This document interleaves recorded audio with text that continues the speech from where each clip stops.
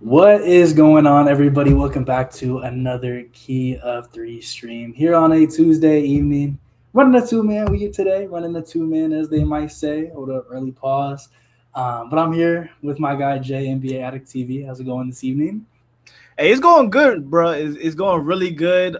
This is the last stream of 2025, man. Happy New Um, Year's to everybody out there and your 2025. Great. Hope you have a amazing New Year's Eve. But I'm happy to be talking hoops. I'm happy to be talking yeah, hoops, man. yeah, man. We've had a lot happen since the last time we were on here. We've had NBA Christmas happen. Definitely a lot of big games, a lot of big changes, and some big news to talk about here too. So I think we should have a fair amount of good stuff to get into today. But yeah, I mean, I guess really just to start off with, um, you know, also want to say 2025 will forever be known as the year that KOT came back. So let's just put that into perspective. But Absolutely. we're gonna try to go strong into 2026. But yeah, as the stream title said, we did want to start off with talking about the San Antonio Spurs because golly, they came in the last 2 weeks. They have reshaped the entire landscape of the West.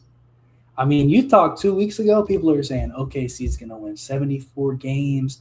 They're never going to lose. It's a cakewalk to the finals. San Antonio said, not so fast. And this is with Wemby on a minutes restriction. So I know it might be jumping the gun because OKC is still really good. But if you think these teams might play each other in a series with a fully healthy Wemby, are the Spurs going to make a run? Hey, Gabe, the Spurs have caught me completely by surprise, bro. Coming into the year, I think their expected wins was at like 44 wins. They're absolutely gonna blow through that for sure. I did not think this San Antonio Spurs team was going to be this good this fast, especially Dylan Harper. Mm-hmm. I didn't think as a rookie he's going to be this impactful. Shout out to Stephon Castle in his second year, continues to take another leap. I love Devin Vassell. De'Aaron Fox continues to show that he is one of the best guards in the entire league. And the fact that I just want to say you brought up that Wemby is still on a minutes restriction, and Mm-hmm. considering he is still this impactful and making this Spurs team look like a legit championship contender, it's impressive, bro. It's Mm-hmm. impressive. In the last 3 weeks, 2 or 3 weeks, they've beaten the OKC Thunder 3 times, and the OKC Thunder have yet to find an answer to attack this San Antonio Spurs team. And it's going to be scary in the playoffs. I really hope not only do we see these two teams battle for years to come, but I need to see this matchup in the playoff. I need to see the OKC Thunder and the Spurs run their ones. I've never seen a team that makes Shea Gilgis Alexander look so uncomfortable. Jalen Williams as well doesn't look like himself. I mean, still coming back from that wrist injury, right? Mm-hmm. I'm not expecting him to look as his All Star self as he did last year, but I'm expecting him to improve. I mean, I need to see flashes. You can't you can't continue to lose to a San Antonio Spurs team, which may be the team you may see in the Western Conference Finals three Mm-hmm. times in a row. Me personally, that's unacceptable. And I'm just so impressed with how the Spurs team has come out the gate, bro. I want Wemby to stay healthy though. That's my biggest thing. Wemby has to stay healthy for the rest of the year. That's what I'm expecting. That's what I'm looking to see most out of the Spurs team. Yeah, that's why I really like how they're staying disciplined with the minutes restriction, like not bringing him back too quick. 'Cause, I mean, these are big games. Like you're playing the best team in the league 3 times in 12 days. Like it could have been easy for them to say, "Hey, like this is a big game. Like we're gonna, take the restrictions off. We need full Wimby this game, but then maybe later we can go back to bringing the minutes down." But not they held firm. They said, "Hey, we got it," and they played really good when he was out to begin with. So it is really nice to see that they can just go ahead and continue to win and be successful without having to put that much of the pressure on him. And whether he's there, whether he's on a minutes restriction, or whether he is able to play 36 minutes a game, either way, I mean, this team just has different ways to beat you. And I know you mentioned before with their guards, like these dudes are dare I say incredible. Like I was very I was very skeptical of it coming into the year because I'm like, okay, like they traded for De'Aaron Fox, but then they drafted Dylan Harper, and Harper looked pretty good. But then you had Castle, and I'm like, okay, now they have these three guards, and how exactly is that gonna work on this court? But they managed to figure it out, and it just shows like having that many guys who can get Wimby the ball, having that many guys who can attack the rim themselves, and they can all defend pretty well. It just really leaves them with not that many holes on the team. But really, the only main weakness they have now, for the most part, is that shooting aspect. But that's really OKC's weakness too. So when you talk about them matching up with each other, it's like they almost do look like OKC's kryptonite. Which, once again, not to jump the gun, playoffs is a much different setting. But what OKC does is, get to the rim, drive in, create that pressure, get to the line, of course, play good defense. But it's like what they do, San Antonio also does really well, and they do it with a guy who's 7'5". Mm-hmm. Hey, Gabe. Throw that out the window. Jump the gun, bro. Jump the gun. What makes Wemby special is, like you said, OKC thrives on getting to the rim, but you can't get to the rim when you got that 7'6" monster down there, bro. Mm-hmm. They sticking Wemby on Caruso and letting him roll, making sure there's nobody able to get into the paint. And if I'm being honest, I'm taking Devin Vassell, I'm taking Stephon Castle, and I'm taking De'Aaron Fox over any of OKC's shooters. OKC's OKC's offense goes as far as Shai Gilgeous-Alexander takes them. If he's not humming to a T, it gets real spooky. It gets shaky, and we've seen that in the last few games when he did match up with the San Antonio Spurs. And if I'm being honest, the Spurs guards, they play just as physical on defense as OKC. And I've never seen a team match OKC's physicality like the San Antonio Spurs do. I mean, they are taking that Wemby versus Chet matchup and they're embodying it as a team. They all take that matchup personally, and you see it every time those two teams play, bro. Yeah, I mean, as far as just the direct matchup there, like it's almost ridiculous how good those guards play. Like I felt like they were almost getting to the rim at will, and they made OKC's offense look rough. Like I think that was really, I mean, they won every game to start the season damn near, but throughout that time, really the biggest weakness with them was like, what does the offense look like without Shai just having to really carry the effort? So that lack of balance is a little bit scary. Now, we just saw them win a championship, so obviously, we know that it can work. But it's a bit scary to know, like you said, if Shai's not firing on all cylinders and they can just throw a bunch of bodies at him, then it's like this offense really falls off. And even last year, like you had J-Dub to go out and get you like 40 points in a finals game, and that was very valuable. But this year, I don't know if they brought him back too early or what, but he has just not been good. Like he is just point blank. He has not been good since being back. And it makes this offense like it's a little questionable. And I think that is a big part of why, they've been so rough the last, they're like 4-4 in their last 8 games. They went from like 24-1 or 25-1 or something, and now they're like 28-5. Like they just continue to drop these games, and a lot of it is just that offense stalling out, especially in these San Antonio games. Like you get down the stretch and it's like they can't do a thing, man. But these San Antonio guards are so good, and I think that's the biggest thing is that they have that balance between them. Like Dylan Harper should not be doing this as a rookie. He is ridiculous, and he just steps up like he's not even supposed to be a good shooter. He comes out. It was that game against your Knicks. He just wants to pop 4 threes out of nowhere. He decided he wants to start taking a step on the shot. It's like if he can become a consistent shooter, dude, they're scary. They are scary. Hey, bro. Not only are the 3 guards some of my favorite guards to watch in the league, but we have to give a lot of love to a guy, Harrison Barnes. What the hell? You're still productive at this stage of your career. I'm sorry, but I did not see Harrison Barnes being such an important piece to the San Antonio Spurs' success, bro. Not only him, I got to give a lot of love to Julian Champagnie, and I have to give a lot of love to someone who I think a lot of people thought was going to be, I don't want to say a face of the franchise, but a more integral piece for the Spurs, but he's still important 100%. Keldon Johnson coming off the bench, that boy just going out there and giving you buckets. And I think from his perspective, because he's regarded in like so highly, for him to come off the bench and still be a productive player with no ego whatsoever, I think that shows the selflessness that is within this San Antonio Spurs team, especially Wemby, bro. For the last couple games, I think last night was his first time starting since he came back from his injury. He was just coming off the bench on some chill shit, just coming off the bench casually, dominating games in the minutes he was given. That's impressive to me, bro. But with that being said, Gabe, I don't know. I think if the Spurs and OKC match up in the playoffs, and you told me I have to pick one team to make it out, I'm going with the Spurs, bro. I'm going with the Spurs. But in that scenario, right, you're Sam Presti. Do you make a move? You see how much your team struggles with the San Antonio Spurs, and there's a good chance y'all are going to link up in the playoffs. Do you make a move before the trade deadline? That's a tough one because you really think about it, and it's like, what move do you make?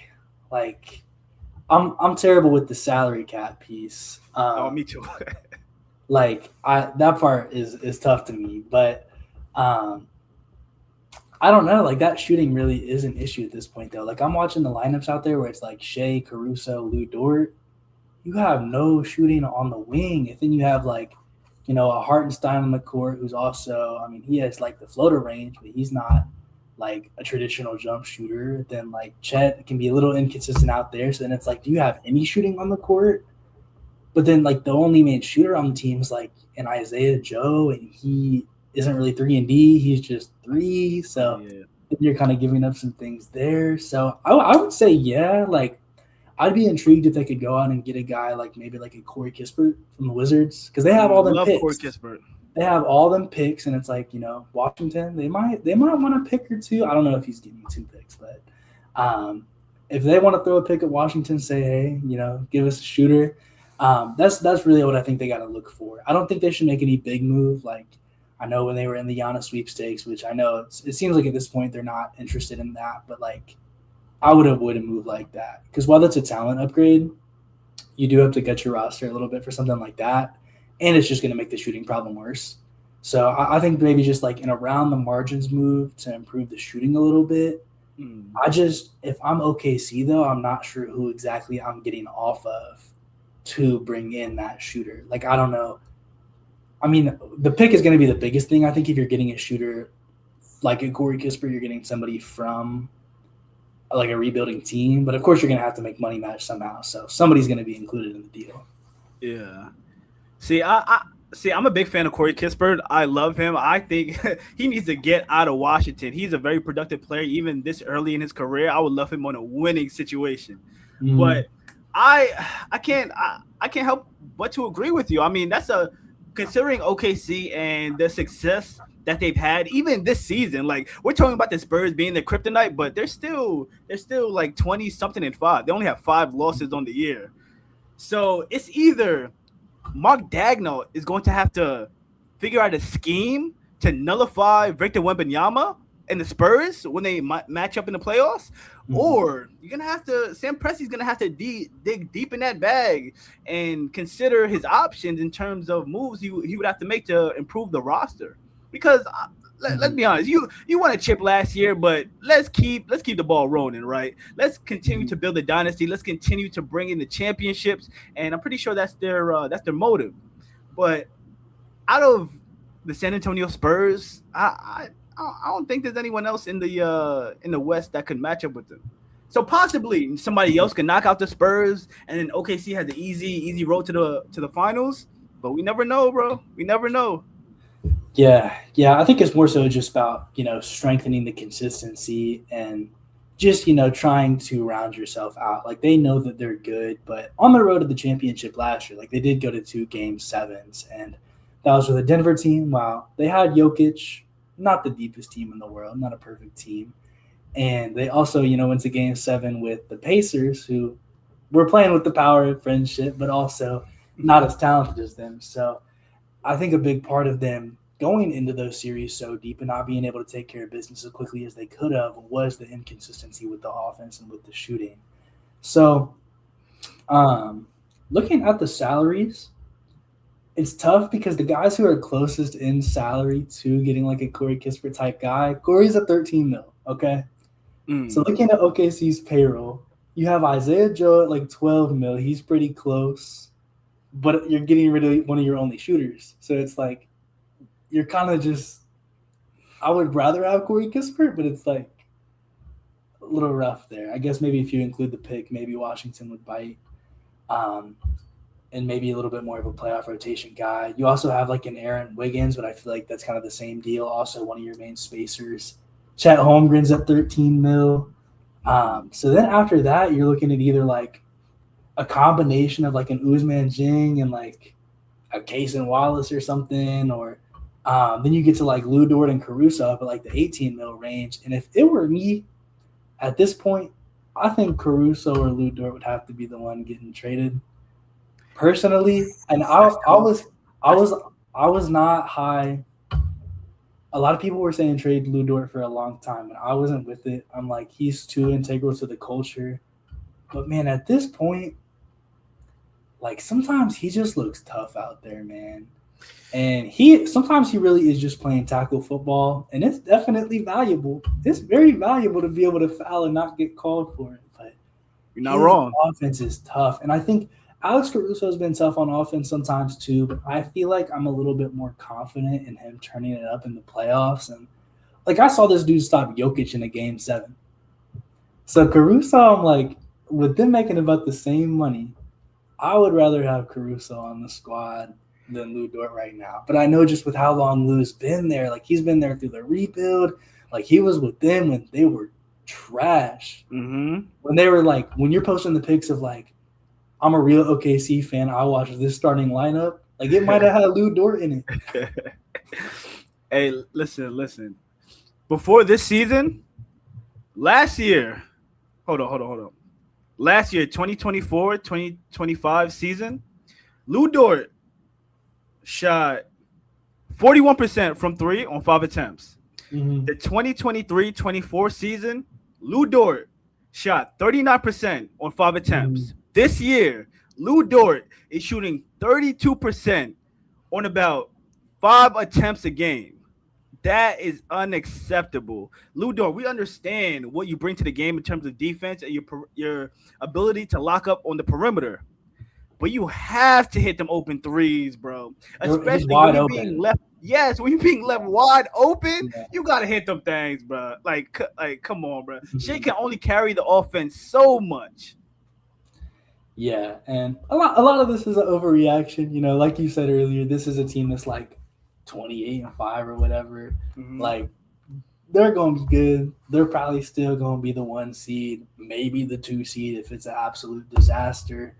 I think they got to ride it out through the trade deadline, see if it's really worth making a move or if, you know, the ship looks righted, because I think really the biggest long-term pieces of concern are like the offense of, like one of those guys has to turn it up a little bit on the shooting between Caruso and Dort, because they're going to be getting significant minutes. And then J-Dub just like he's got to get back to form somehow. Like it's clear he had to have come back too early. There's no way. Like the guy who I saw in that playoff run, he's looking like the J-Dub from the Nuggets series, not the J-Dub from the finals. Like I don't know what's going on with him, but it is not looking good. And Shea needs that co-star because without that, it's looking tough. It's looking tough, man. Yeah, I mean, I think last year the OKC Thunder pretty much made a name for themselves for creating their offense off of defense. Mm-hmm. But a year has gone by and the league has gotten better. You have better comp within your conference, especially. You have to improve. You cannot regress, especially Lou Dort, Alex Caruso. You can't fail to make those. You can't fail to miss those open jump shots. Like you gotta hit them things. You have to hit them things. Especially at the top of the West, we got KD in the West. I mean, on the Rockets now, that's for sure going to be a competitor. Denver Nuggets, Gabe. We gotta talk about that. We really got to talk about that because they're gonna be fine in the long run. Like I don't care if they lose every game while Jokic is gone. And right now they're 22-10 as we record this. If they end up being 22-22 and they lose every single game while Jokic is out, I still think they'll make the playoffs just fine. The thing is, imagine you're like OKC or San Antonio and you got Denver in the first round. See, all right, listen. I have been very vocal on how I feel about Jokic. He's a phenomenal, I mean, once in a lifetime, generational offensive talent. But that brother does not scare me on defense. Gabe, he has regressed significantly on D. His Okay. feet are stuck in mud, dog. I can see the future. I see Oh. Stephon Castle getting to the rim with no problem. I see De'Aaron Fox getting to the rim with no problem. I see Dylan Harper getting to the rim with no problem. The Denver Nuggets do not scare me, but what scares me for the Denver Nuggets is that this team is down Aaron Gordon, Christian Braun, now Nikola Jokic. They just gave up 140 to the Miami Heat. It's going to be real bad. It's going to be real bad because the Denver Nuggets thrive off Jokic, who is the system, and you take out that system, and what do you have? Tim Hardaway, Jamal Murray, and I forgot Kobe Spencer. I forgot his name. Spencer Jones. Spencer Jones. My bad. Spencer Jones. I'm thinking of the guy on the Clippers. I thought you were talking about like Owen and Pat Spencer. No. I know Spencer. I know Spencer. Okay. But the Denver Nuggets should be incredibly worried. They are down a lot of players, especially within their core. And this kind of reminds me, not one-for-one comparison, but it reminds me of the Brooklyn Nets with Kevin Durant and Kyrie Irving, where Kyrie refused to take the vaccine. And once Kyrie was like a part-time player, you can't just put together your team like late in the season and hope everything works out in the playoffs. You have to have cohesion. You have to have like chemistry. You guys have to build off of each other, especially with a new piece like Cam Johnson, who is also out with a knee injury. If this continues and God forbid any other player gets injured, but I'm just worried about the Denver Nuggets and their success going forward. Jokic is playing phenomenal offensively. He's playing phenomenal offensively so far this year, and now he's out with a hyperextended knee. It's worrying. It's worrying as a Denver Nuggets fan. If you were a Denver Nuggets fan, that is not me. I hate Jokic defensively. You hate Jokic half the time, but as soon as the Nuggets have the ball, you like Jokic, right? Oh yeah, he hooping. Okay. Yeah, I mean, it is looking tough for them because even though, as you say, Jokic is not great on the defensive end, especially this year, their defense is probably not going to be any better without him. Like, I don't think it's a situation like we'll probably talk about the Hawks in a little bit, but I don't think it's a situation where one guy goes out and the defense looks better. Like, they're still going to look tough out there. And right now, like, they're a bottom 10 defense, but they're the number one offense in the league. So having that guy out, like, this team's probably going to be playing bottom 10 on both sides of the ball. Like, it's going to be Jamal Murray and Tim Hardaway Jr. trying to win you games. Yep. So I feel like they're gonna drop. They're gonna drop in the standings. And like I said, like Jokic is only gonna be out for like 4 weeks. It's not like he tore his ACL or something. He'll be back. But it's a matter of the seeding, man. Like the West is so tough that even if they fall to like, say they fall and they finish the season as the 6th seed, still avoid the play-in, but then they might be looking at playing like first round you're playing Houston or the Lakers. Second round, you're playing San Antonio. Conference finals, you're playing OKC. That's a gauntlet. That is a gauntlet. And they match up well with the Lakers. So that's probably the matchup that they want out of all these teams.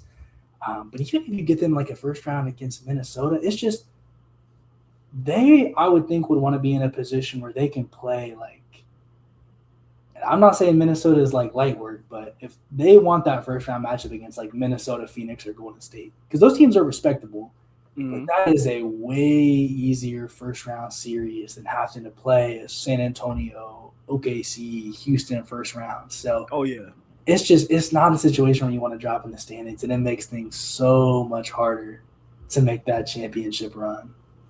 See, my only thing, I'm looking at their schedule now going forward. My only thing is they may have some grace. The next Yeah. game tomorrow, the Raptors. Respect, Gabe. Hey, Respect, hey. respect.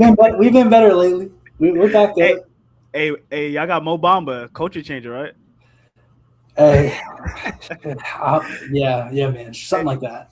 hey, all right. So after the Raptors, they have the Cavs, the Brooklyn Nets, the 76ers, the Boston Celtics, may be a competitive game, Atlanta Hawks, the Bucks, the Pelicans, the Mavs, the Washington Wizards, the Hornets, and then the Lakers, and then the Washington Wizards again, and then the Bucks. Hey, it's an easy schedule. I'm not gonna lie. Yeah, The Nuggets have an yeah, easy schedule going forward, so they may have some grace, but it's still going to be challenging without a lot of your main pieces, regardless. yeah. I mean, no matter who you're playing, like looking at the roster as it stands right now, it's probably as bad as some of those teams. You're right. Like, You are right. like, I know they play the Nets. The Nets have put out a couple wins lately, man. Hey, MPJ, the culture changer? What? Listen. I'm not gonna sit here and tell you that they've been good because they're still a bad team. They're a very bad team. However, they put out a couple of good defensive performances recently, man. So Uh-huh. I'm not. I think it's kind of a trap game for some people. Like, dude, the Bucks. I know the Bucks are kind of sorry, but they only put up 82. Miami put up 106. Toronto put up 81. Philly put up 106. Like, they give some teams to some pretty low scores. So I don't think that's an easy night, man. So even though they're playing some bad teams, can't let it be a trap game, man. Can't let it get too easy. But this might actually be the cementing factor of the Jamal Murray All Star campaign. I've been a guy. Mm. I think I've always underrated Jamal Murray. I've always been a little low on him, but he's already been kind of hooping this season. And if he carries this team, if they go 500 in this stretch and he's their clear number one option, he has to be a lock, right? Yeah, I think so. I think so. If they come out, like you said, above 500 in this stretch without Jokic, he's definitely got to be an all star. I think he's an all star already, but 100% Mhm. cemented, stamped all star if he if he keeps this Denver Nuggets team above water, like keeps his head above water, 100%. Yeah, right now he's at 25, 7 and 4, shooting 45% from the 3-point line on almost 8 attempts. Mm, 45% from 3? Are you serious? that's crazy. Like this man, he's on a tear. Like, yeah, he's already at that all-star level. It's competitive up there in the West because you Very. got another guy like De'Aaron Fox is usually a fringe guy, but he's been hooping this year. You got to think like Devin Booker's probably gonna be in there. Shea, of course, is gonna be in there. Luca, Austin Reeves has his case. You know, Nah, there's a I think Austin Reed might have to pack his bags. Stay he's home. Stay done. home. Stay home. He's done. I don't. You really want to have some crazy conversations about Austin Reeves before, man. We were. Austin Reeves still he's at a cool 20, 26, 6 and 5. The Lakers are probably going to be better than the Nuggets. I mean, and he's probably had some more signature moments. That's a close one, man. Jamal Murray, Austin Reeves, it might come down to it. Mm. I don't know. I take in that conversation. I'll take Jamal Murray strictly off of responsibility. I mean, Austin Reeves got Luca, LeBron to you know what I'm saying to take the responsibility off his shoulders. He just I get in where I fit in type of thing. I do think Jamal Murray's overall like a better player. Like if it's like who do I I agree, want? Game 7 of the NBA Finals is Jamal Murray. 1000% for sure.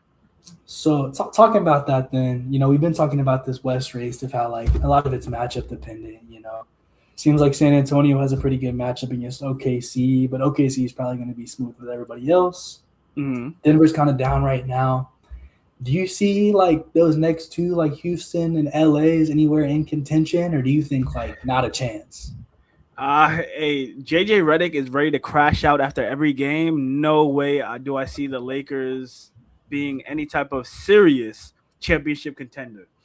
Will they give any team in the West a competitive series? For sure, for sure.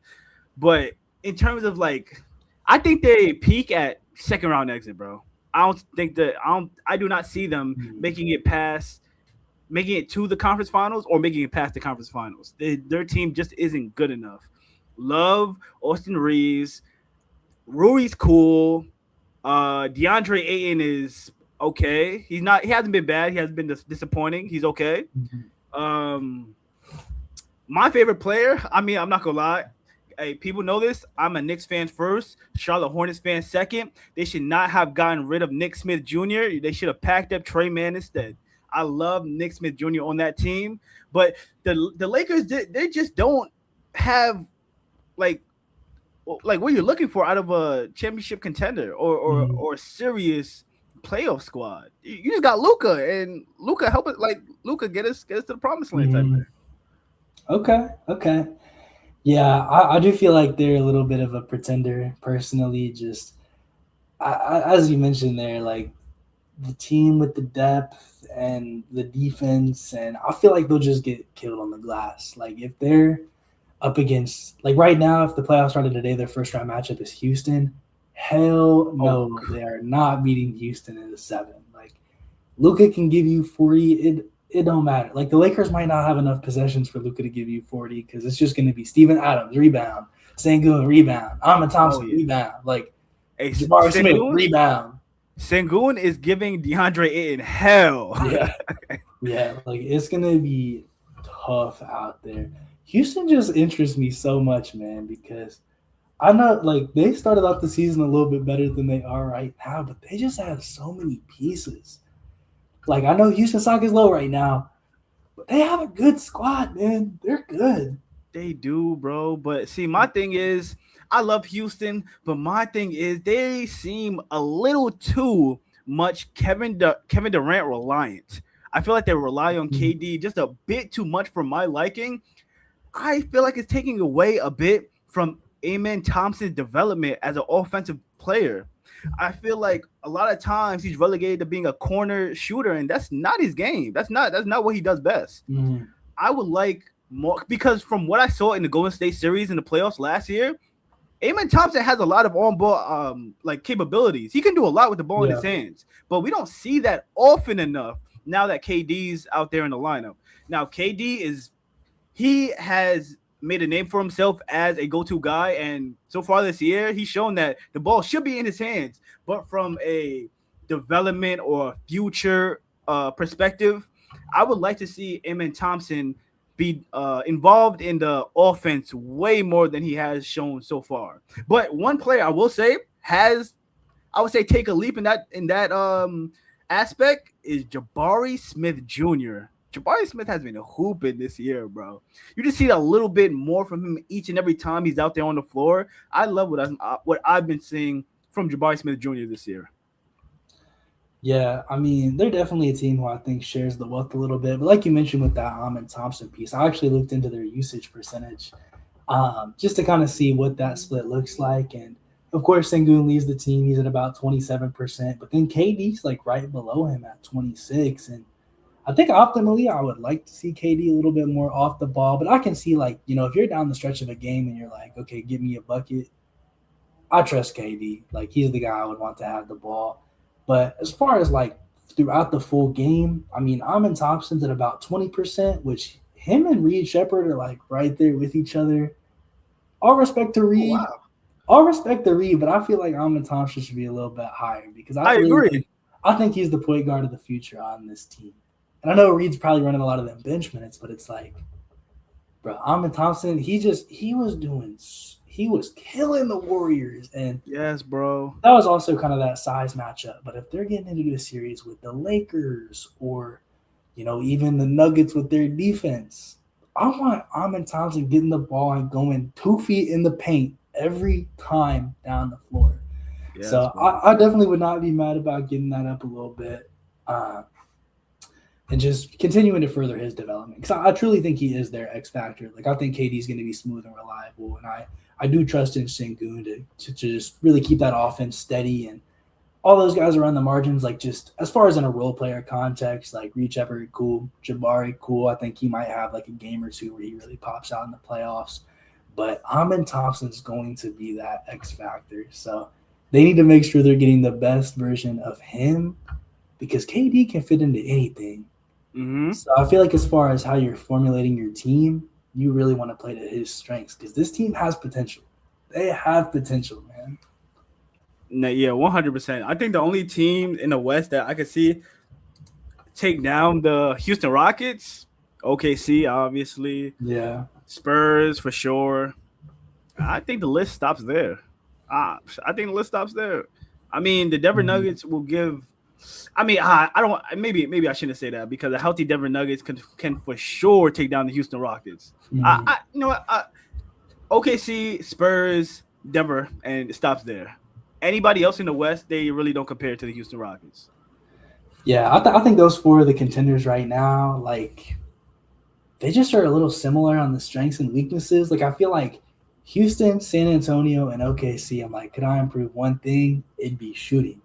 I feel like OKC is the worst at that, but OKC is also the best at defense. Yep. San Antonio's kind of balanced. Like they have some shooters in there with Champagny, Barnes, Vassell.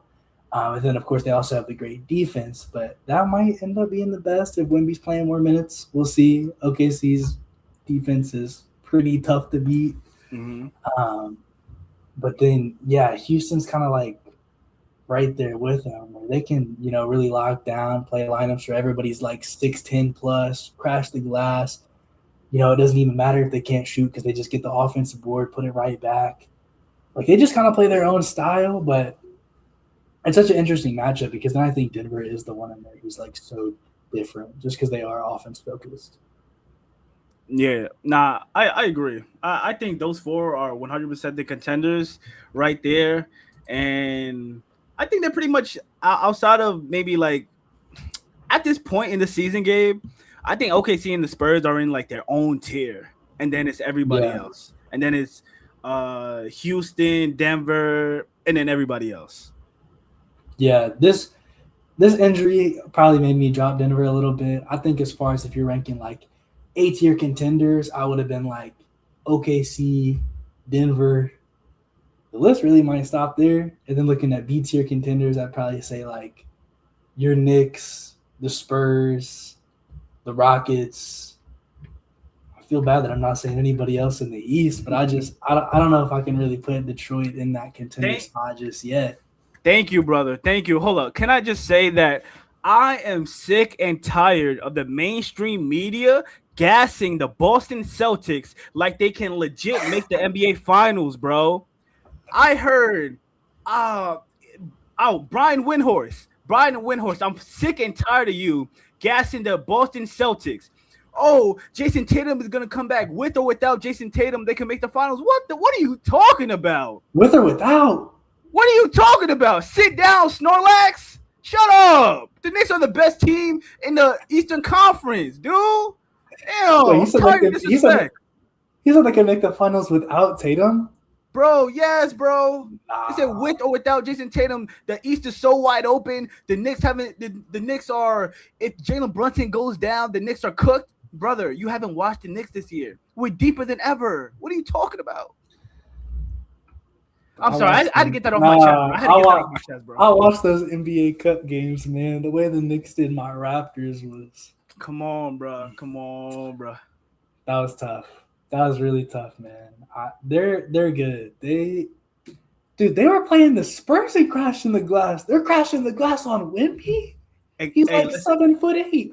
Hey, listen, and that's why we have to put the Knicks in the same conversation. Hey, I'm not saying they're in the same tier as OKC. They may be in the same tier as the Spurs now. Don't when you bring up the Spurs and championship contention, make sure you bring up the Knicks too, because we gave them belt in the NBA Cup game that mattered. Make sure you bring up the Knicks in those conversations. We should not be left out of those conversations. Stop bringing up the Cavs. Stop bringing up the Celtics. Stop bringing up Detroit. Stop. We're not the same. Detroit interests me. I think they're shout to Detroit. I think they're an interesting matchup just because like last year's series was really interesting, and I do think that Detroit. I mean, they made more of a leap than the Knicks did, but the Knicks also, they got to the conference finals. Watching that Boston series last year, and each year's a new year, but I feel like this Knicks team is even better than that. Like they're deeper. Like your 10th man is Tyler Kolek, and he's out here hooping. Your big offseason acquisition was supposed to be Yabusele. He's not even good, and this team's still deeper than they were last year. Hey, come on, bro. We got Diawara gave us 18 against the Pelicans last night. Y'all don't even know who that is. Come on, Brian Windhorst. That's crazy. Yeah, he averages 2 points per game. Kevin McCullough, he gave us 12. Like, come on, bro. Mike Brown has unlocked our bench, bro. We're not the same Tibbs team y'all know from the past. We're different. That's how I always felt about them, man. Like, I knew the offense was going to be a lot better because they have talent. The big thing was just, is that defense going to stay, like, up to par given the fact that they don't have Tibbs around anymore? It kind of has not. It's like they got the 16th overall defense, the right in the bottom half, kind of average.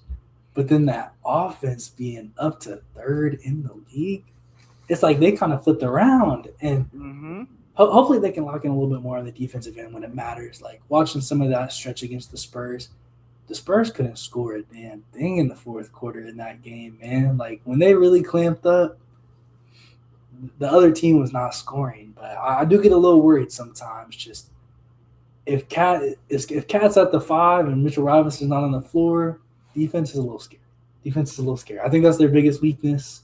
I agree. I agree. Cat lets people get into the paint way too easily, and he guards with his hands out instead of his hands up, and it pisses me off. And he fouls. I'm hoping it gets better throughout the season. He fouls a lot too, but yeah. I do think right now I would say the Knicks, to me, are firmly the biggest contender in the East. Just Detroit's got to go out and prove it, man. If you haven't won a playoff series yet, I can't say you're going all the way. Like, thank you, Gabe. Real ball knower here. Like Indiana last year, they were in the conference finals 2 years ago. Like they had made their little run. The Knicks, they won 2 playoff series last year. They can make a run, of course. Like when the Celtics won the East, they won plenty of playoff series. Like usually you gotta have a couple goes at it. So I know last year they were a tough first round out. But yeah, man, I think it's like Knicks, and then probably below that is like Pistons, and I don't know, even beyond that, I'm like, why are the Cavs so bad? Why are they so ass? Hey, I will give the Cavs credit. They played us very hard in the game we played on Christmas. They played us very hard, but JB is once again the clutch player of the year because he gave the Cavs belt in that fourth quarter. But the Cavs have been playing very well. They beat the Spurs last night. Gave him a really good game. It's in Wemby's first game back from injury starting. So I gotta give him credit. Jarrett Allen has been on the hot seat. He's been taking a lot of slander, but he showed up. He answered the call last night and led the Cavs to a win. I also think they should trade Jarrett Allen. Is that a hot take? Hey, that's not a hot take at all. I was gonna say I feel like that's a very lukewarm take. Like I don't care that he led them to the win. I need to see Evan Mobley at the 5. I need to get him out of there.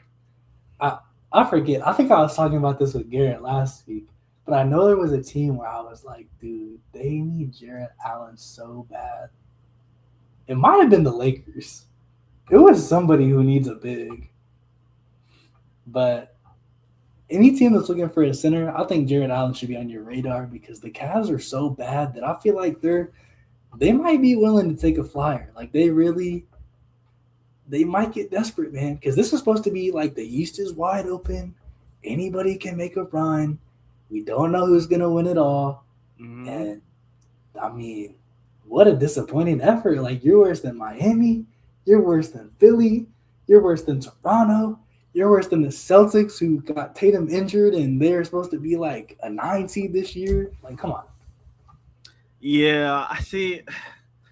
My thing with the Cavs, like, we know who they are as a team. Great regular season team. Even if they pick up the pace this year and end up a top 3 seed or whatever, we know what they are.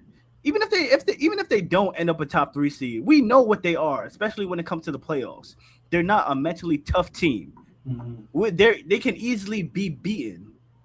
We did it. The Indiana Pacers did it.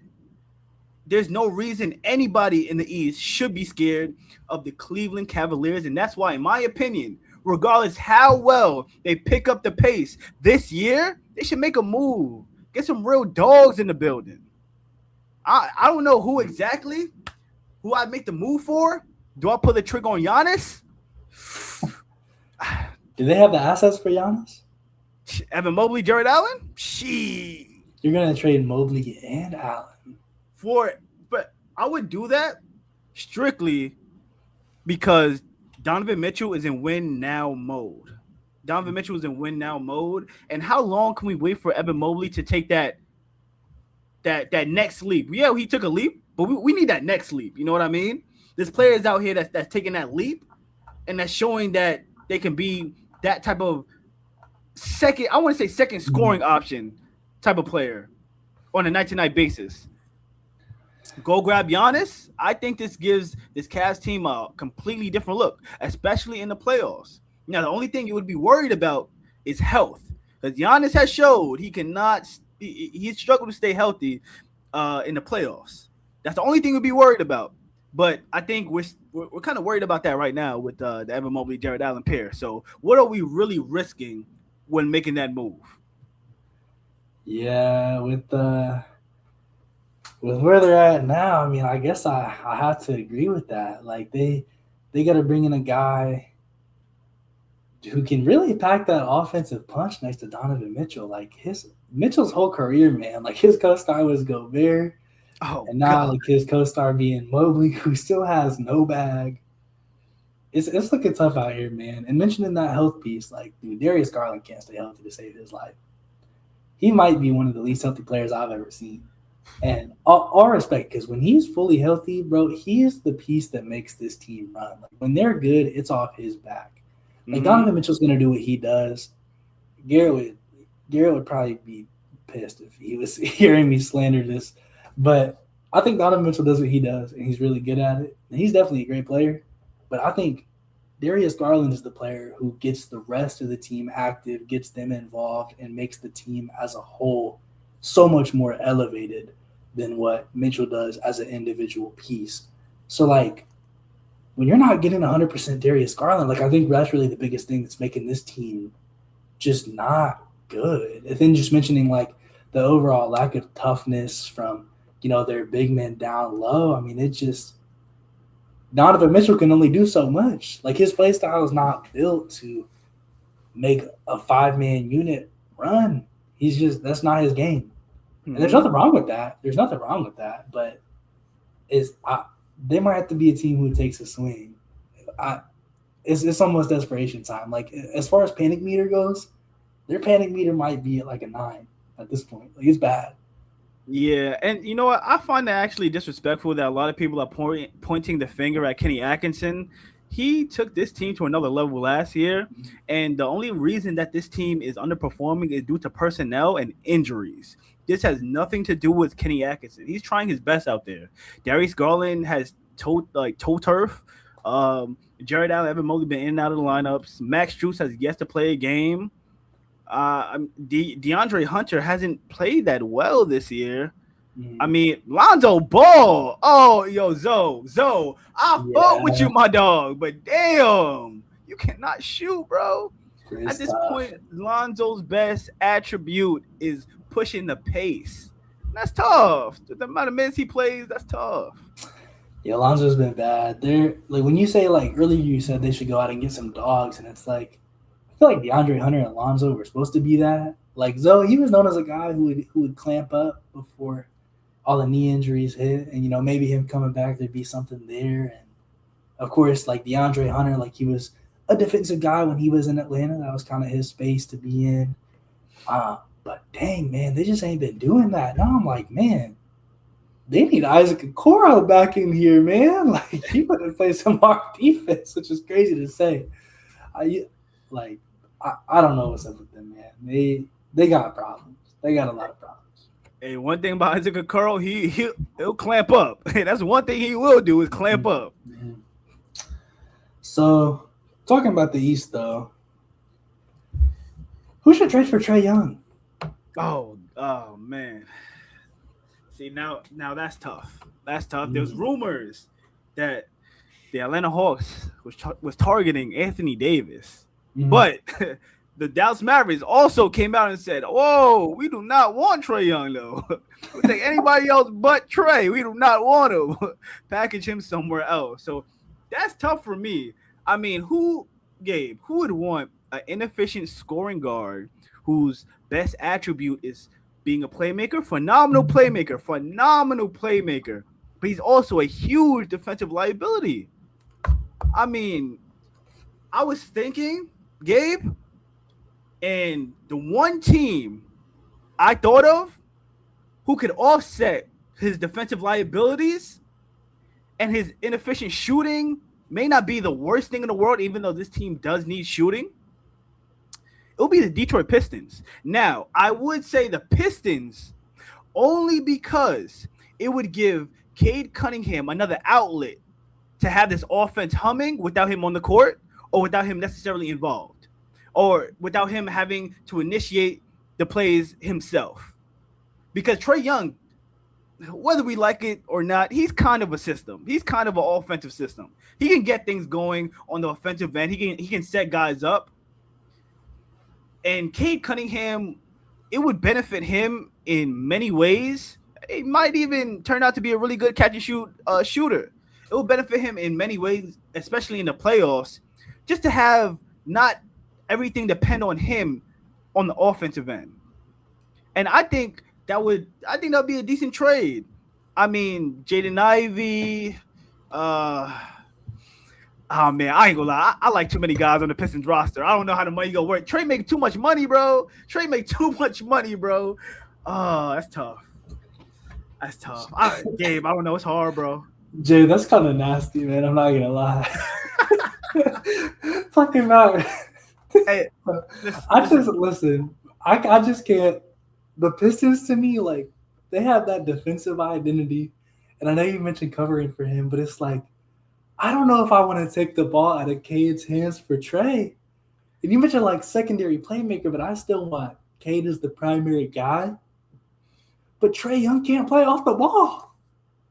So I'm like, if you still want the ball mostly in Cade's hands, I'm like, dude, really Trae Young right now? You ever seen that meme who's like, it's like the Instagram poll and it's like, who want me? 100% no. Like, bro, like genuinely. But his play style, just like he has. I was gonna make a nasty comparison. You were gonna get mad at me. I was gonna say something about Russ. Don't do it. No, bro.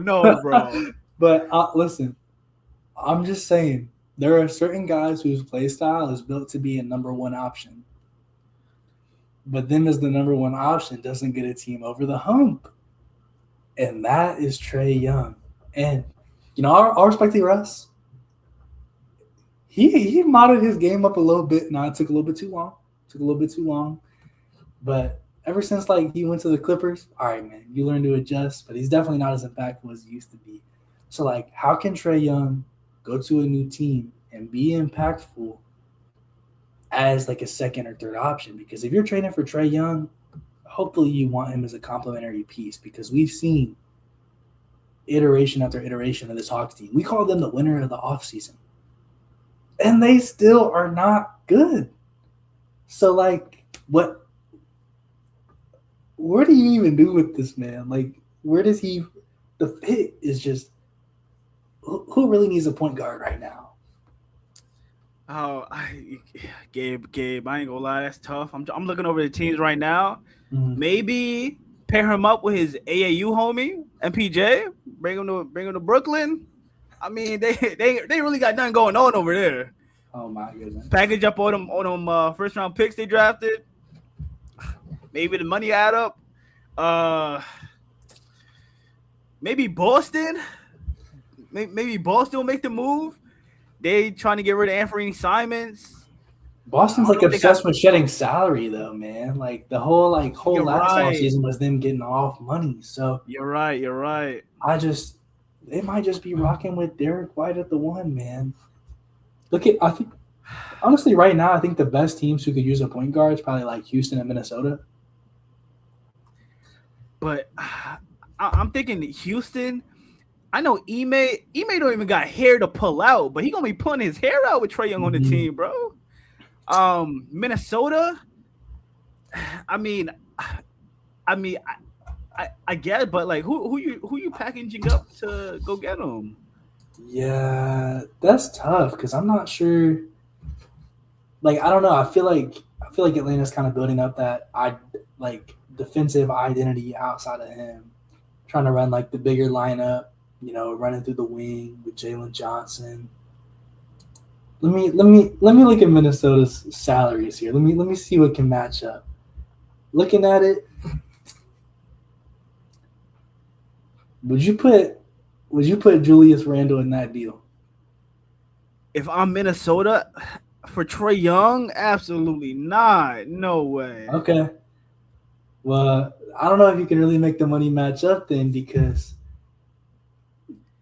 like Trae Young's at like 46 mil, right? So looking beyond that, you got, of course, Anthony Edwards probably not getting traded. Rudy Gobert is probably not getting traded. And then like Jaden McDaniels is at like 24 mil. But then after that, you're at like Naz Reid at 21. And then the next highest player is Dante at like 12 mil. So you're gutting your roster at that point. Because if you're not trading Julius Randle just to get Trae Young's money, you'd have to do Naz Reid, Dante, Mike Conley, Rob Dillingham. Like, you're packaging a bunch of guys. Yeah, and that's tough, bro. I'm looking at the roster, like the teams right now, and the only realistic spots I could think of are losing teams, like maybe a Sacramento, but Sacramento looking for like maybe a franchise point guard, possibly. Man, they should have looked at De'Aaron Fox or Tyrese Halliburton, man. Hey, two guards that thrived outside of Sacramento. Crazy. Possibly, maybe Milwaukee, because they really got nothing going on. I think he might be a Sacramento King, man. He might be a Sacramento King, bro. He might be a Sacramento King. There's really no other good destinations that would be a good suitor for Trae Young. Miami, no. Definitely not Charlotte. Not the Magic. Yeah, bro. Like I'm literally like trying to find Trae Young a home. Can't find it. Utah got Keontae George. I guess the package is gonna be DeMar DeRozan and Malik Monk, man. Hey, Atlanta, do whatever you gotta do to get Trae Young out the building. He should have been gone like 2 years ago, bro. So after that performance against the Knicks, where he shot like 2 of 9 or 2 of 10, bro, I'm watching it. I'm like, anytime Trae Young, Gabe, I promise you, anytime Trae Young shot a 3, I was relieved, my brother. I was relieved, bro, because I knew it was not going in, bro. That's good. He like, I don't know. Like, it's really hard, bro. I don't know. And he makes so much money. That's the hard part. He makes so much money. He's only shooting 30% from 3 this year. My goodness, that is rough. What's his true shooting percentage right now? Oh, can't be above 35. It's actually 57%. It's kind of true shooting. Okay. Yeah, I thought it'd be way lower. That's surprising. I still think that's probably below average. I can't remember what the actual league average is, but man. But outside of Trae Young, bro, the Atlanta Hawks have a lot of promising players and players that are taking a leap this year. I have to give a lot of love to Onyeka Okongwu. In that game against the Knicks, he was giving us belt from 3, bro. He was actually the Atlanta Hawks' best player in that game, with Jalen Johnson out there on the floor, bro. With Trae Young out there on the floor. Onyeka Okongwu, Jalen Johnson, and Nickeil Alexander-Walker, and Asa Newell. I have to give a lot of love to Asa Newell. Asa Newell is a hooper, dude. He is a hooper.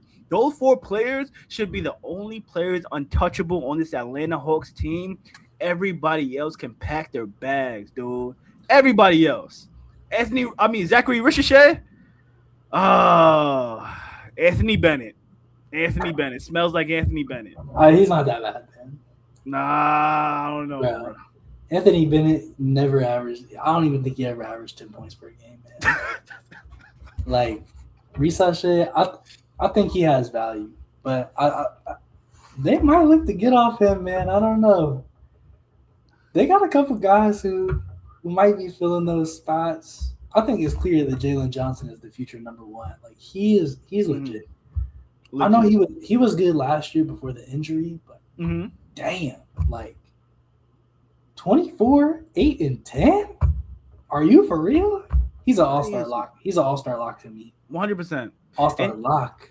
I wish Porzingis was healthy because in the games he was healthy, bro, he looked really good with this team. Mm-hmm. He looked really good. And that's exactly what the Atlanta Hawks are missing, some size and maybe another floor spacer, but definitely some size. Nikhil's been great too, man. Like, he's playing way outside of his role. Minnesota's missing him, man. He was starting 1-2 punch. He was starting at the one for Atlanta in some of these games. I'm like, dang, when Trey was out, they needed a one up in not that he's like a natural point guard, but man, Minnesota, they could use a guy at the one right now. That's all I'm saying. But yeah, dude, they have a lot of good pieces, but it's like two of the most important ones with their number one pick, Shai, and Trae Young. It's just not great. But if they can get some value for Trae Young, let's be honest, man, they might have the number one pick next year.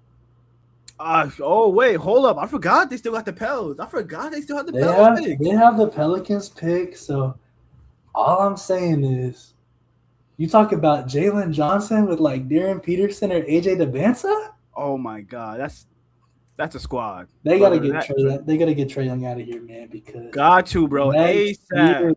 Then that's your duo. You get one of those two plus Jalen Johnson. Nah, bro, that's the future. That's the future. 100%. And I just need the Atlanta Hawks just to get some size, bro. Get a bigger center out there that you could maybe play alongside Onyeka Okongwu. Onyeka Okongwu is great, but he's just not big enough to be a rim protector that the Atlanta Hawks need. That's why they're giving up so much damn points, bro. Well, I mean, Porzingis was supposed to be that guy, but like you said, with the health not being there, I mean, he at least – I'm not going to say that he's like the best defender in the world, but he is 7'3". Yes. And at least he finally got diagnosed with what has been bothering him for the last year. Yeah, so I think really from there, only other team to really touch on, I know you had mentioned it a little bit before stream, but is Paolo washed already? Is it over? Oh, man, I was so ready to cook Paolo Banchero, but he did have a triple-double against your Toronto Raptors, so I have to reel it back. In a what? In a loss. You're right. In a loss, but Paolo Banchero, you being the Orlando Magic's max player, there's no reason that Anthony Black should look like the best player on the court at the same time that you share the floor with him. In the game against the Nuggets, that shit was embarrassing how they immediately, the go-to guy and everybody on the Magic knew, we're giving it to Anthony Black. Anthony Black will hold us the fuck down. And guess what? That's exactly what he did. Anthony Black, I have been loud and wrong about you, my brother. Since the day you were drafted, I said that the Orlando Magic were tripping.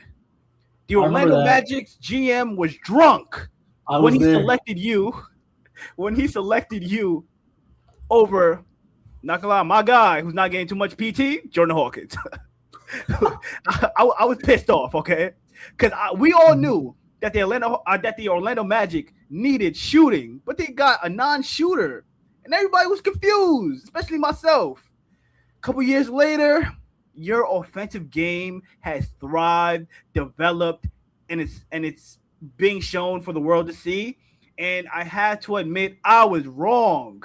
I was completely wrong about the type of player that you were going to be, Anthony Black. And you have impressed me. You have impressed me by far, and I hope you continue to thrive as right now, without Franz Wagner, the Magic's best player. It's not Paolo. Damn sure not Paolo. I don't know if he's better than Desmond Bain, but he's you're right. Let me give respect to Desmond Bain. You're right. But he's been good, man. He's been really good. The growth has absolutely been there. For him to only be 22 still, a couple of years in the league now, like there's still a lot of room to grow. So they have a lot of promising pieces on that team, man. I I just don't know what's going on with that top guy. Like Paolo, you can talk about a triple double, but the brother like can't score.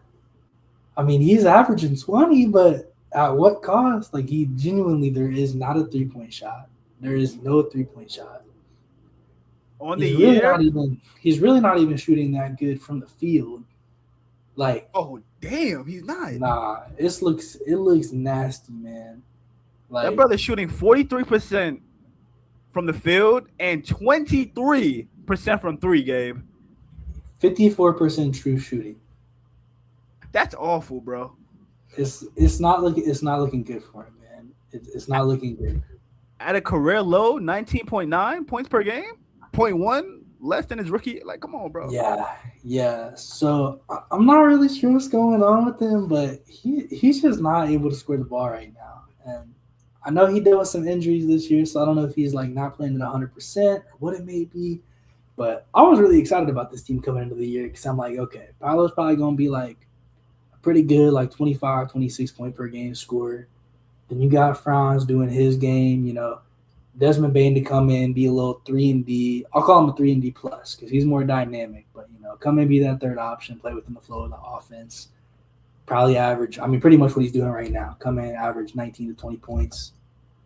But, bro, like, Powell just, like, this is crazy. And my biggest issue with his game, and I think has been the issue that most people have had with his game, is that he is just not, like, he's not playing to his strengths. Like, he wants to take all these fadeaways. He wants to take all these side steps. He wants to get real cute with it. And it's like, brother, you're 6'10" and you barely got a jumper. You got to get to the paint because I don't think there's a lot of guys who could guard him if he just really committed to that. And I'm not saying you got to be Giannis. What I am saying is stop trying to be Jason Tatum. And it makes me mad sometimes when Jason Tatum does that too. But he's just not to that level as like a mid-range guy, especially from the 3-point line. Like if you can't space the floor, you can't space the floor. And at a certain point, you just got to play to your strengths and you got to let the guys around you do it. Because like Desmond Bane, he can shoot. Franz, sometimes he can shoot. Anthony Black, there's been development there. Like, if Jalen Suggs can be a consistent shooter, I think Paolo can thrive as being mostly an inside the arc guy, just trying to get to the paint, play downhill, let the other guy space the floor, do some driving kicks, some classic LeBron style. But my God, man, play to your strengths, please. No, I agree 100%. I was watching some of the highlights from yesterday's game. It looks like like you said, he's kind of reluctant at trying to get to the rim. Like you said, he's settling for a lot of jump shots. I compared him to Carmelo Anthony, but he's not the shooter that Carmelo Anthony is. And I will say, though, since he's come back, he has tried at least to not be so much of a ball stopper. He has, watching last night's game, he's getting off the ball way quicker, trying to find his teammate Desmond Bane, Anthony Black. But what I want to see from Paolo is for him to put his head down and get to the rim and finish at an efficient level. Like you said, there's not many guys in the NBA that has his size, and he has the speed and athleticism to get by or get through a lot of opposing players. So going forward, Paolo Banchero, I want to see you to continue to get off the ball fast, not be a ball stopper, but also don't forget your strengths. You excel at bodying and just going through contact, finishing through contact, and getting to the rim. Don't forget that's who you are, and stop settling for these Carmelo Anthony jump shots. I'm tired of it. That's not you, and you're not good at it. Yeah, East has been real disappointing, man. Like talking about Atlanta, talking about Orlando, talking about Cleveland, like all these teams going into the year, I'm like, okay, top 5 teams: New York, Cleveland, Detroit was definitely on the come up. So I didn't think they'd be this good, but I thought they'd be good. Then talking like Atlanta, Orlando, like I thought those two teams, Atlanta like won the offseason.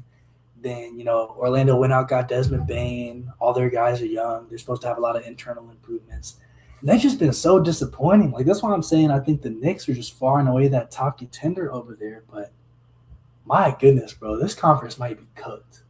They are bad. And I'm happy my Raptors are good being towards the top, but they're not good, man. Yeah, I Well, mean, the Raptors are I good. The agree with conference is bad.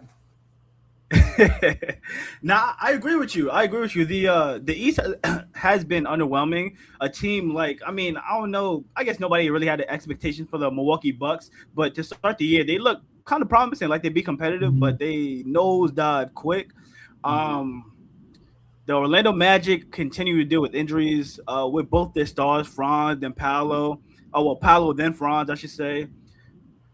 The Boston Celtics has been a surprise. Has Jaylen Brown? Wow, he has actually like impressed me as the number one option. I didn't think he played this well without Jason Tatum. I thought like sometimes the second option gets first option type of defensive defensive looks like Yeah. defensive attention. Jaylen Brown has excelled as that guy, and he's impressed me by far. Even though he has this gripe against the Knicks, JB, chill, bro, chill.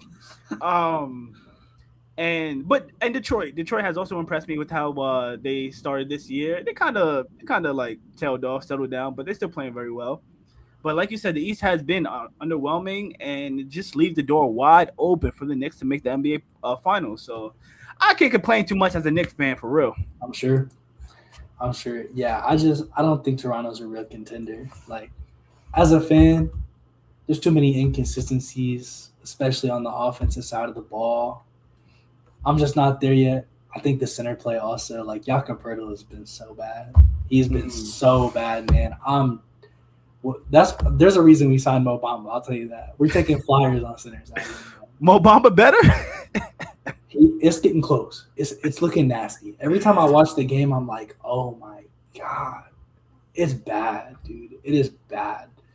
Um, but yeah, I also just think like Boston doesn't have the depth or the big play to get over the hump and be a real contender. Even if they get Tatum back, I guess there's a chance. Like if the Knicks got injured or something, like it's like if everything goes right, Boston could make a run. But ain't no way they're beating any of the top six in the West.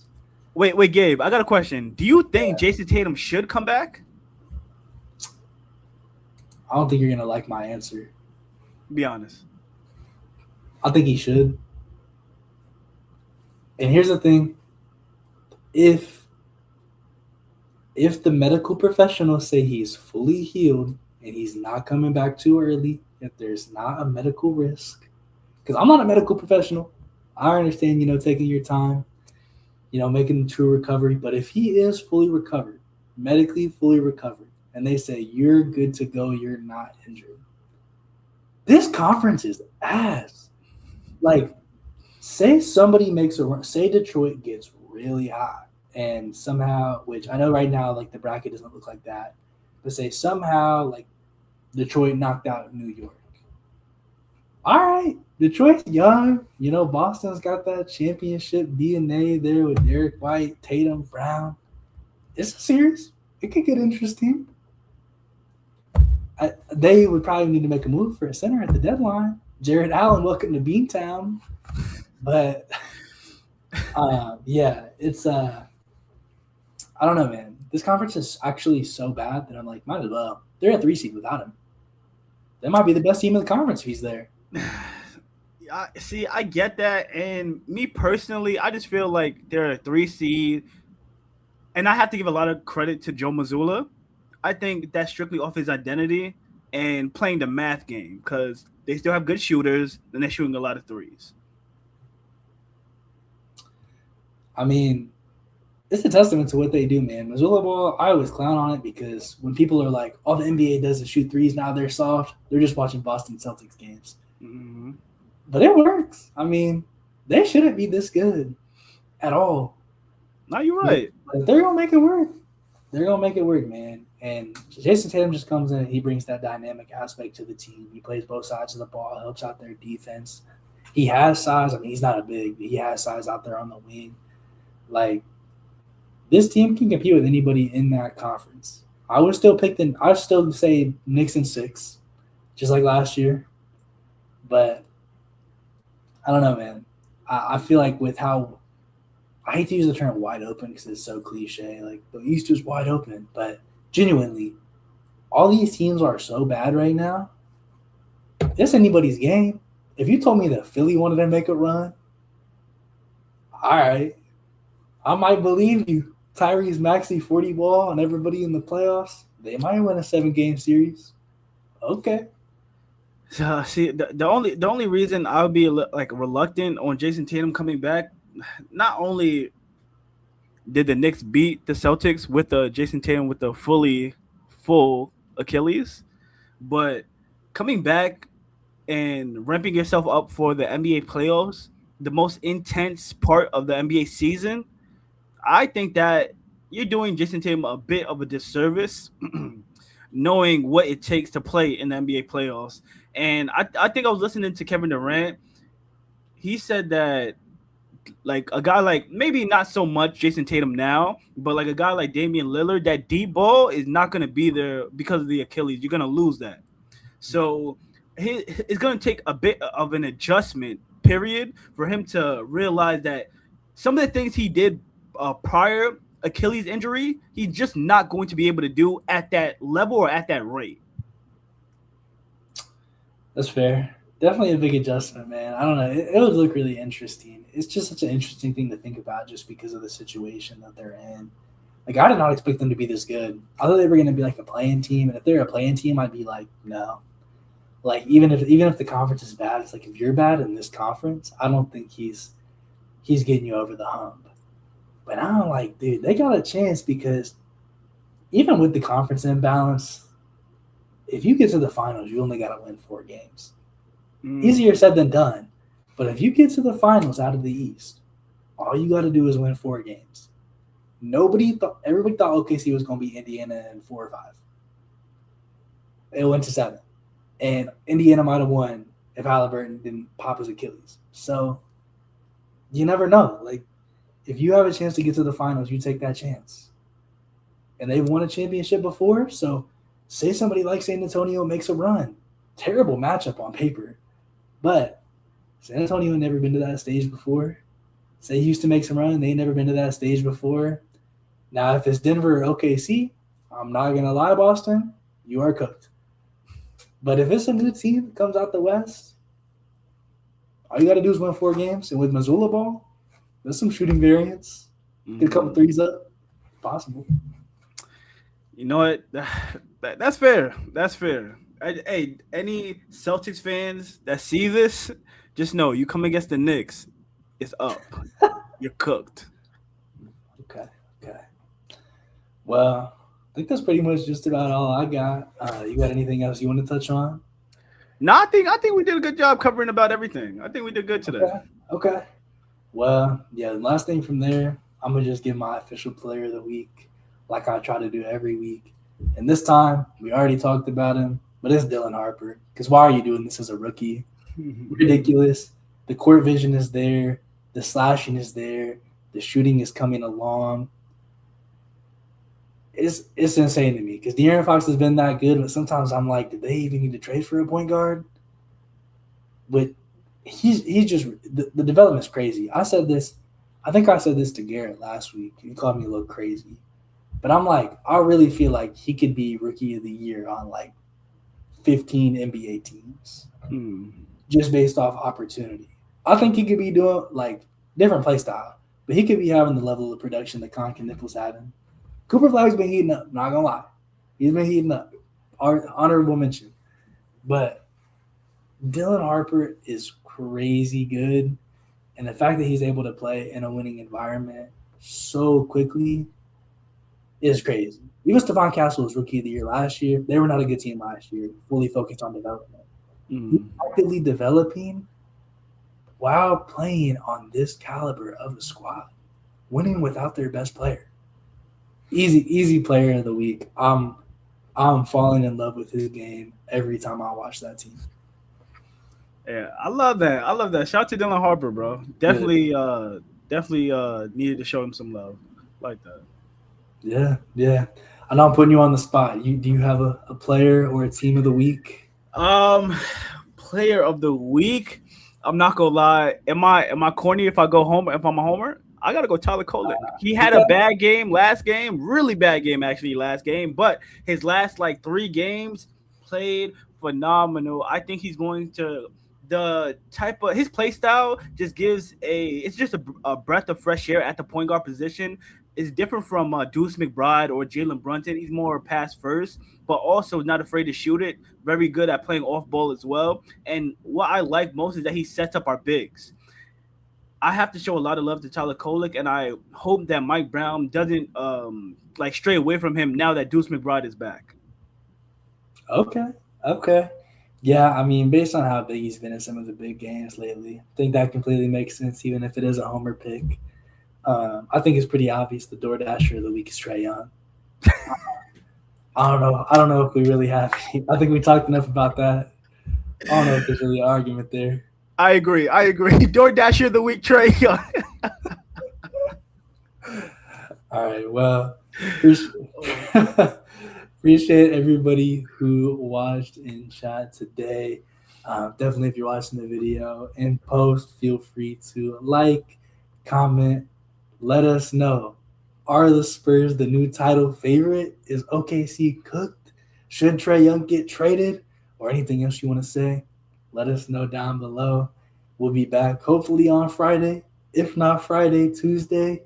But until then, we will see you guys next time.